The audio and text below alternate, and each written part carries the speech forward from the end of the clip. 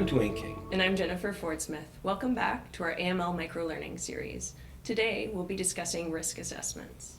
The first 3 episodes, we tried to give some good learning to the investigators out there, and now I want to turn our mind to the compliance professionals and give them some good learning. I'm really excited to have Giles Dixon in the studio with us today. Giles and I have talked risk assessment a lot, and every time I talk to you, Giles, I've learned a lot, so I'm really glad to hear that you're with us today, and I'm hoping we can pass some of that learning on to the audience. Well, Jennifer, Dwayne, it's good to be here. So, Giles, in all your experience, tell us, who exactly do these risk assessments apply to? Yeah, well, around the globe, actually, in many different jurisdictions, a risk assessment is a regulatory requirement. So if we bring it back to Canada, who is that for? So we're talking financial institutions, be that banks, credit unions, money service businesses, and other types of FIs, but also non-financial institutions that are regulated, so casinos, real estate brokers, and even some new types of industry and businesses that are coming into the regulatory fold now, particularly people like dealers in virtual currency. But honestly, this process could apply to any business that's looking to better manage risk, be that money laundering or otherwise. So I guess the next most natural question, John, is what's a risk assessment? It's a good question, Dwayne. So, very simply put, a risk assessment is a term used to describe a process where you are identifying the potential areas of, in this case, money laundering and terrorist financing risk that could occur in your business. And once you've done that, you can then actually assess that risk from the perspective of the impact and the probability that it will have on your business, so that you can design controls to manage that risk accordingly.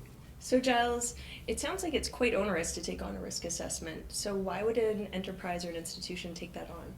Yeah, so we like to say that an AML risk assessment is probably the backbone to any good compliance function. We need to understand what risks we're dealing with before we get into designing all that good stuff like policies and controls and things to manage that risk. I like to give the analogy of a house or an apartment. So in my apartment, there's probably 1,000,001 things that can go wrong at any one time, and I need to be making sure I'm using my time effectively to take care and maintain all that stuff.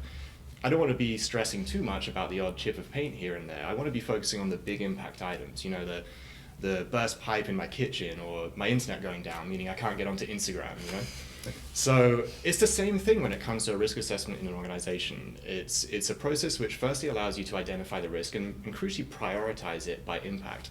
And the reason that that's important is because then everything else falls from that. The controls that you design, the way that you monitor your customer behavior, the way that you report on transactions, and it allows you to direct your resources in an efficient and effective way.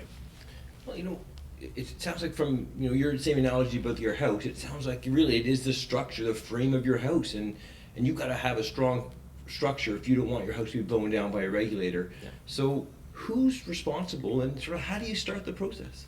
Yeah, so in terms of the who, typically the process will start in the compliance function and will be run by, the CAMLO or the Chief Compliance Officer being accountable for the completion of it. But really when we see this process done well, we see other parts and departments of a business being involved in it as well, particularly the front line.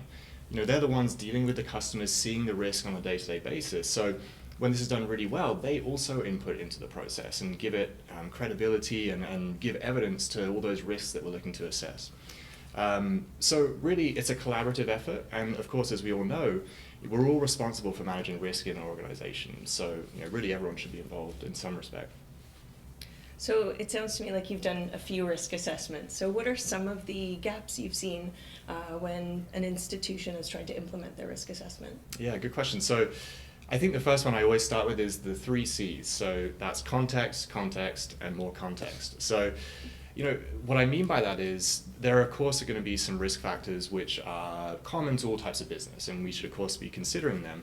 But again, when it's done really well, we are listing out risk factors that are specific to the industry and the type of business that's undertaking the risk assessment, the types of clients they're serving, because they'll be different from business to business. So really understanding that context is key. The second, and I can't stress it enough, is the importance of good execution. It's not just a piece of paper, it's a living, breathing thing. And as we've said, we need to involve the business. We need to involve other people around the business to help validate it. And that goes to collecting data to support all of the assessments you've made, but also maintaining the risk assessment. We're past the days now of doing this on a bi-yearly basis. It's a living, breathing thing and needs to be adapted to changes in the market and changes in the business as your business develops and grows over time. once again, I've learned a lot from listening to you talk about risk assessments, and I think what I'm picturing now is a strong risk assessment means a strong foundation for your organization, and so when Hurricane Regulator goes through, you're going to survive that impact. So thanks very much for joining us. We appreciate you having you here today. Thanks, Giles. Well, yeah, Jennifer, Dwayne, it's been great. Thank you. Thanks so much for watching. We're getting ready for our next episode where we'll be reviewing viewer mail. We'd love to answer your questions, so please reach out in the comments below or directly at our contact information. And as always, if you've missed any of our previous episodes, look for them on YouTube by searching for AML Micro Learning Series. I'm Dwayne King. I'm Jennifer Fordsmith. And I'm Giles Dixon. Thanks so much for tuning in.